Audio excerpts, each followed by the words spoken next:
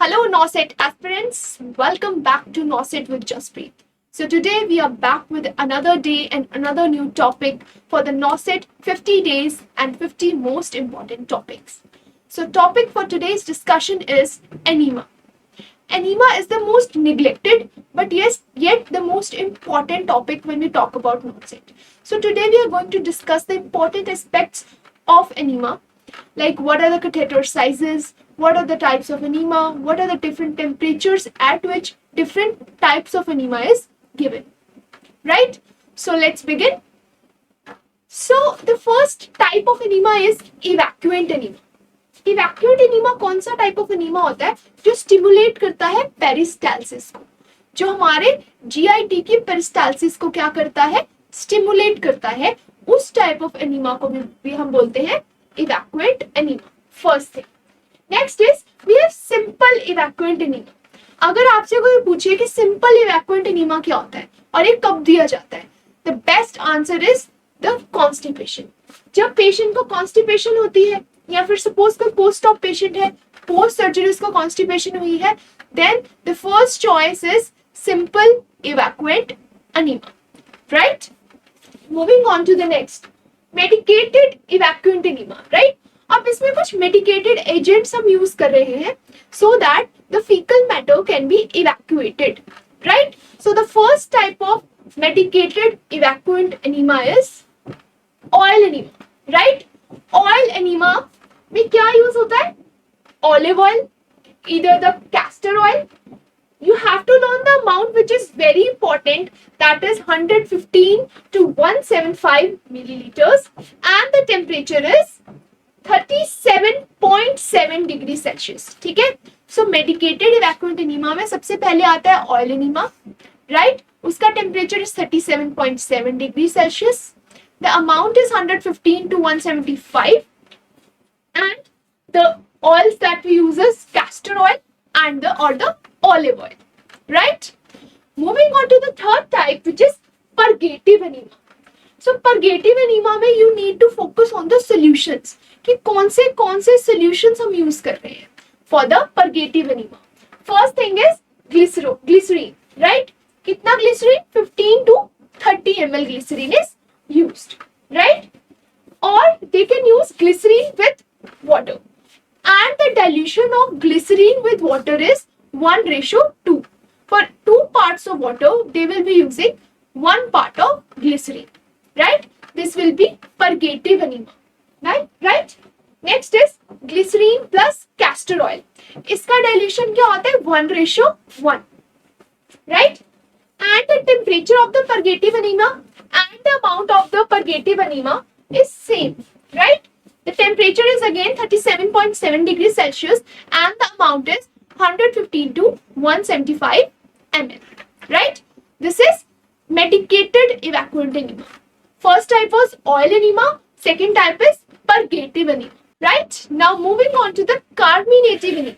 जब हम carminative anemia की बात कर रहे हैं, you need to know that it is antispasmodic anemia. It is used to evacuate the flatus. ठीक है? इसमें सोल्यूशन यूज होता है टर्पेंटीन. राइट?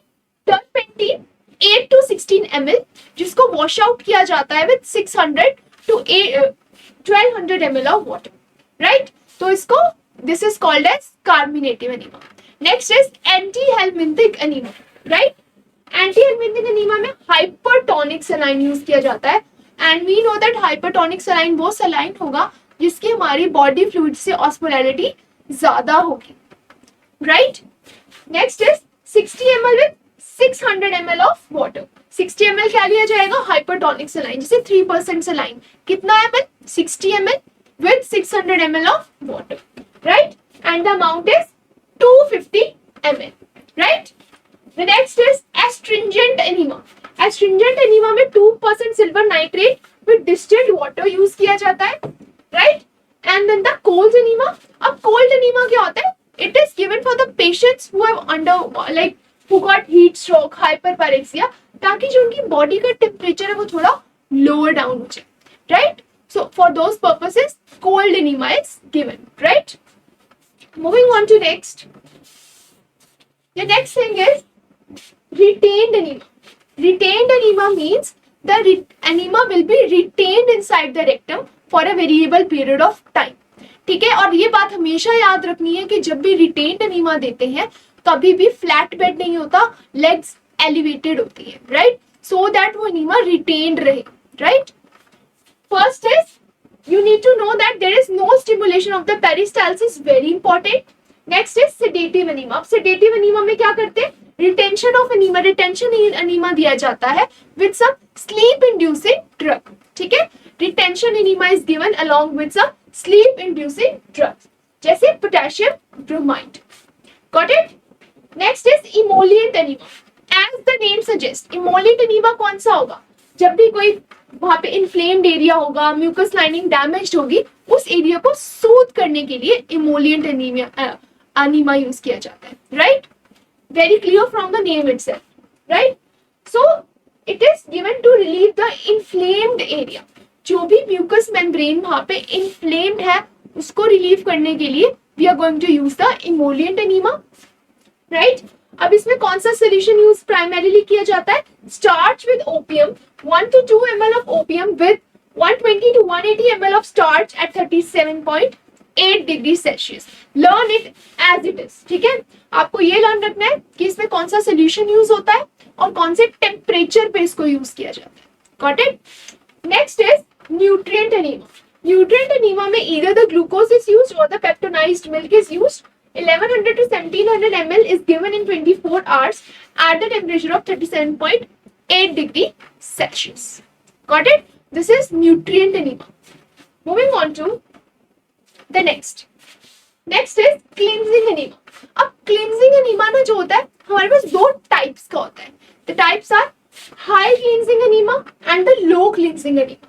जब भी आप high cleansing anemia दोगे किसी भी पेशेंट को तो सबसे पहले आपको एक चीज याद रखनी है कि उसको पोजीशन कैसे कैसे देंगे. You will start with the left lateral position, then you will switch to the dorsal recumbent position and then the right lateral position. ठीक है, ये हमेशा याद रखना है कि जब हाई क्लींजिंग एनीमा दिया जाता है सबसे पहले the patient will lie in the left lateral position followed by the dorsal recumbent position then the right lateral position. Got it? Next the low cleansing enema. ठीक है, जो लो क्लेंजिंग एनीमा होता है it is given in the left lateral position.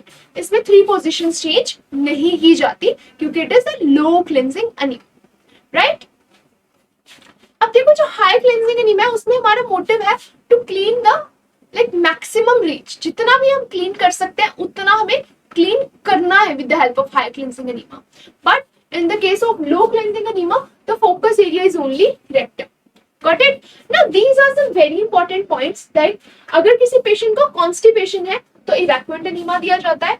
अगर softening करनी of the stool then oil enema is preferred.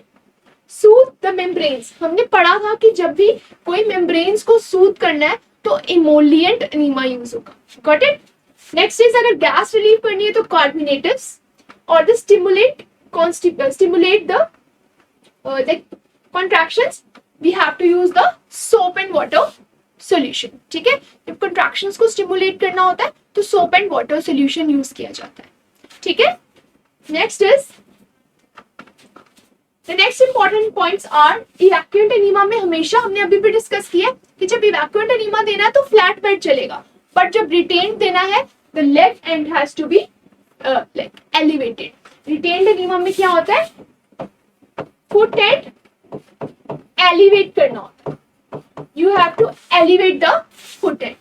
उसके बाद आता है बहुत important part of enema that is tube insertion. ठीक है, ट्यूब इंसर्शन में एडल्ट, चाइल्ड और इन्फेंट में 3 डिफरेंट इंसर्शन का वो है dimension, right. In the adults the tube is inserted is 3 to 4 inch और 7.5 to 10 centimeters.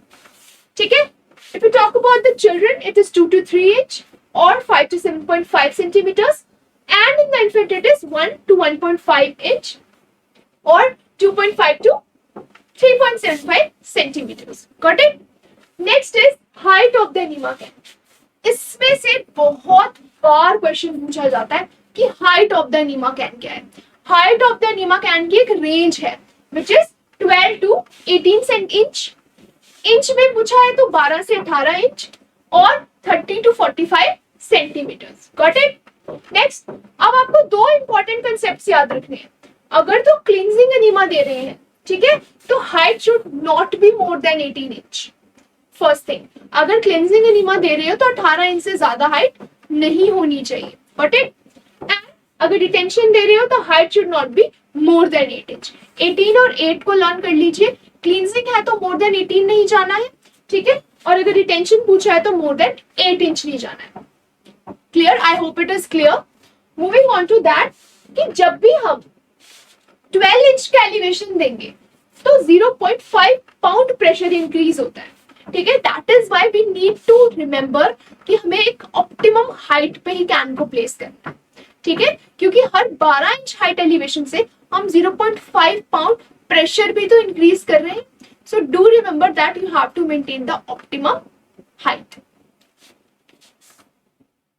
Next, the last part you need to remember is the amount of anemia. Amount of anemia बहुत ज्यादा एक one liner question होता है जो हम skip out कर देते हैं, बट ये कई बार पूछा जाता है नॉट सेट एग्जाम में. First is in the cases of adults 500 से 1000 ml, in the case of child 250 to 500 ml, और द इन्फेंट्स में लेस देन 250 ml. ये अमाउंट ऑफ एनीमा है कि इन्फेंट्स में 250 से कम, चिल्ड्रन में 250 to 500 and in adults 500 to 1000. हमें इतना एनीमा एडमिनिस्टर करना होता है अमाउंट. ठीक है, and always remember do not administer more than 150 ml in case of retained enema. Retained enema में हमें 150 ml से ज्यादा इसलिए नहीं जाना है क्योंकि अगर वहां पे हम रिटेन्ड एनीमा के एक्सेसिव अमाउंट देंगे, ठीक है, तो वो क्या करेगा, वो रेक्टम का डिस्टेंशन कॉज करेगा. ठीक है, this is the main reason we don't have to exceed more than 150 ml in the case of retained enema. ठीक है, नेक्स्ट आता है हमारे पास कैथेटर साइज. अडल्ट्स में 22 फ्रेंच, इन्फेंट्स में 14 to 16 French, and in the child it is 12 French. ठीक है, and retained enema is not given in the infants. Always remember, infants में अगर पूछा जाए कौन सा एनीमा नहीं देते हैं, वो होता है रिटेन्ड एनीमा. ठीक है, so this was the main things that you need to remember while studying anemia. First आपको पता होना चाहिए कौन से टाइप्स ऑफ एनीमा है. ठीक है, सेकंड थिंग आपको पता होनी चाहिए कौन से टेम्परेचर पे कौन से टाइप ऑफ एनीमा में कौन सा सोल्यूशन दिया जाता है. That is enough. Moving on to amount. Amount तो आपको लाइक जुडिशियसली, लाइक बहुत ही वाइजली लर्न रखनी है along with the catheter size और कितना इंसर्शन करते हैं. ठीक है, और इंपॉर्टेंट पॉइंट जैसे एनीमा कैन की हाइट कितनी होती है. एनीमा कैन की हाइट आने का बहुत हाई चांसेस होता है इन द प्री नॉनसेट, राइट. जो प्रीलिमिनरी एग्जाम है ऑफ द नॉनसेट, उसमें बहुत ज्यादा हाई चांसेस है कि वो एनीमा से अगर पूछे तो कैन हाइट पूछने के बहुत हाई चांसेस होते हैं, क्योंकि it is a very easy part but most of the students skip it. ठीक है, हमें स्किप नहीं करना है, हमें नॉनसेट की प्रिपरेशन करनी है, तो हमें बहुत ही अच्छे से प्रिपेयर करना है अपने आप, राइट, कि हमारे वन लाइनर्स में ऐसे बेसिक टॉपिक्स में तो मार्क्स ना कटे. So thank you all. This was all about the topic enema. I hope you like this video. Please do share our video, subscribe to our channel for more upcoming videos, right? So please do watch our another videos on the NOSET 50 days drill, where I am going to teach you the 50 most important topics for the NOSET so that you can excel and get the aims of your choice. So please do watch our another videos and the previous videos as well, so that you have an access to all the topics from the day one, right? I hope you guys liked it. Thank you all.